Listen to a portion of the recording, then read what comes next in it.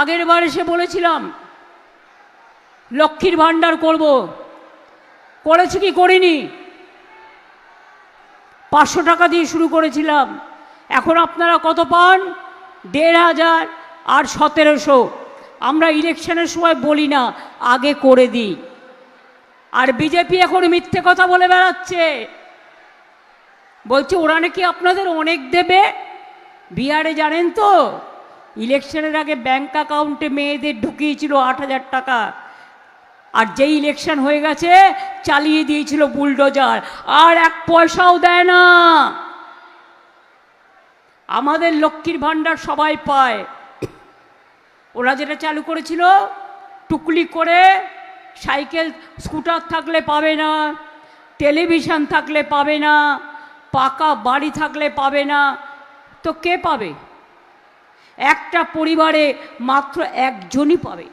আমাদের কিন্তু তা নয়, আমাদের কিন্তু সবাই পায়, কারণ মা বোনেরা আমাদের গর্ব।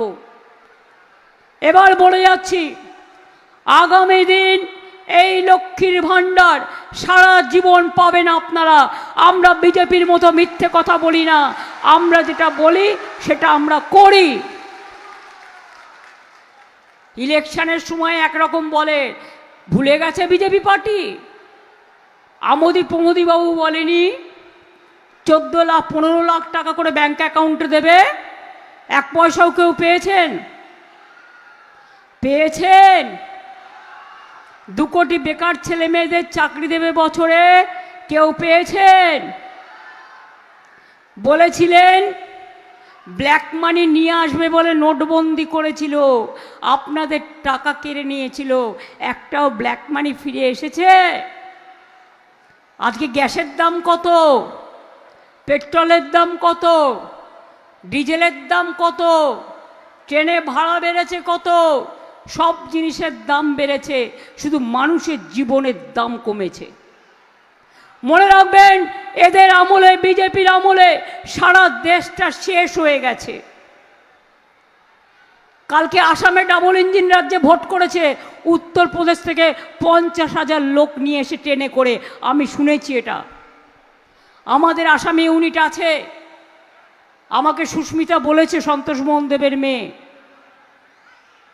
এত অত্যাচার, এত অনাচার, এত ব্যভিচার, এত স্বৈরাচার, এত দুরাচার এসআইআর কেন করলো ইলেকশনের আগে?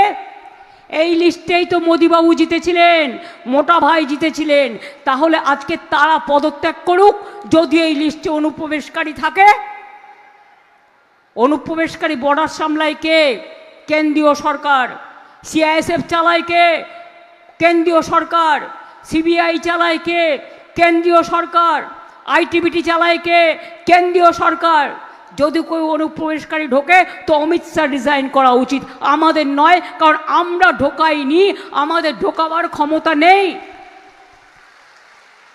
প্লেনে আসলে চেক করেন কাস্টমসকে? Central government. ট্রেনে আসলে ওটা কার আন্ডারে? Central government. আমাদের আন্ডারে এগুলো নেই, মাথায় রাখবেন। এটা অনুপ্রবেশকারীদের কারখানা নয়, এটা মানবিক মানুষের, এটা মানবিক মানুষের আশ্রয়ের ঠিকানা। এখানে মানুষ ভালো থাকে, একসাথে থাকে, সব পুজো পার্বণ একসাথে পালন করে। এটাই বাংলার সম্প্রীতি, এটাই বাংলার সংস্কৃতি। আর যারা হিন্দু মুসলমান করে, জিজ্ঞেস করুন এসআইআরে। আমি আজকে একটা সংবাদপত্র দেখছিলাম, কারণ আমরা এখনও এটা ব্লকে ব্লকে রিভিউ করে করব। আমার কাছে 2টো খবর আছে, আমি জানি না সেটা জেনুইন কিনা, ক্রস চেক করছি।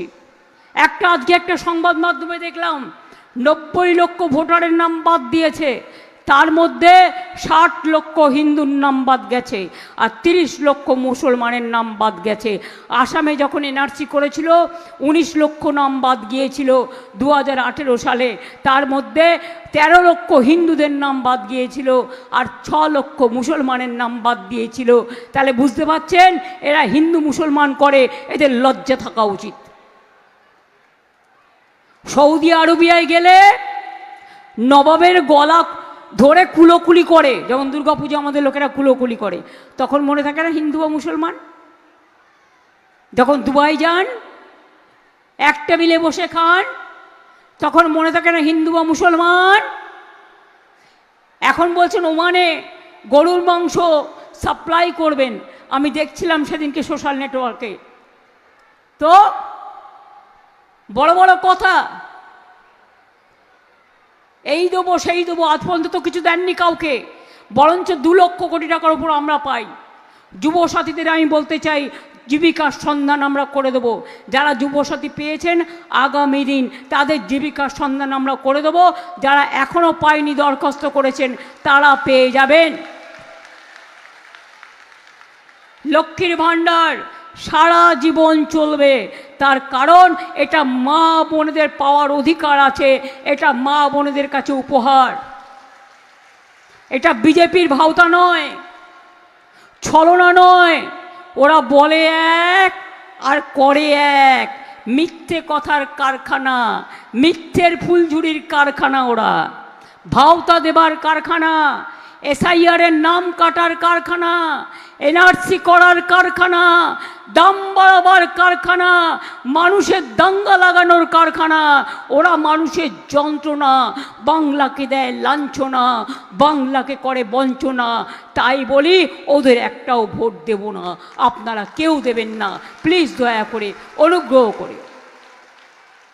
আগামী দিন ঠিকানা থাকবে কিনা মনে রাখবেন, যাদের ভোটার লিস্টের নাম উঠেছেও আগামী দিন ওরা চেষ্টা করবে এনআরসি করার। আমাদের সরকার থাকলে করতে দেব না, ডিটেনশন ক্যাম্পও করতে দেব না। কিন্তু বিজেপির প্ল্যান নেক্সট এনআরসি করবে, ডিলিমিটেশন করে বাংলাকে 3 টুকরো করবে, মাছ মাংস ডিম সব খাওয়া বন্ধ করে দেবে। কালকে মোদিবাবু মাছ ভাতের কথা বলছেন, লজ্জা করে না? বিজেপি রাজ্যে মাছের দোকান বন্ধ করে দিয়েছেন মেরে, মাংসের দোকান বন্ধ করে দিয়েছেন মেরে, ডিমের দোকান বন্ধ করে দিয়েছেন মেরে। এমনকি আপনারা বাংলা ভাষায় কথা বললে উড়িষ্যায় অত্যাচার করেন, বিহারে অত্যাচার করেন, উত্তরপ্রদেশে অত্যাচার করেন, দিল্লিতে হোটেল দেন না। দিল্লির কালীবাড়ি যখন ভেঙে যান তখন কোথায় থাকে আপনার ধর্ম? যখন কাশী বিশ্বনাথ মন্দির তৈরি করতে গিয়ে সব মন্দির ভেঙে দেন তখন কোথায় থাকে আপনার ধর্ম? আমরা কারোটা ভাঙি না, আমরা গড়ে দিই। আপনাদের সাথে আমাদের এটাই তফাৎ। আমরা হিন্দু, মুসলমান, শিখ, খ্রিস্টান, তপশিলি, আদিবাসী সব একসাথে থাকি, চিরকাল থাকবো। এটাই ছোটবেলা থেকে শিখেছি এবং এটার জন্যই লড়ে যাব, এটার জন্যই করে যাব। কি না করছে বলুন তো মায়েরা আমার? হলুদ বাটা সব কিছুতেই লাগে, যেন মনে হচ্ছে দেশে বিজেপি ছাড়া আর কোনো পার্টি নেই, শুধু বিজেপি পক্ষ। ক্যান্ডিডেটদেরও নোটিশ দিচ্ছে, সব পুলিশকে নোটিশ দিচ্ছে, সবাইকে ধমকাচ্ছে, সবাইকে চমকাচ্ছে।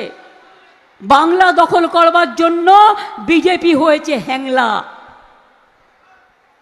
ছোট্ট বাচ্চা দুষ্টুমি করলে মা তাকে একটু বকে দেয়, আর বড় বাবুরা দুষ্টুমি করলে তাদের কি করতে হয়?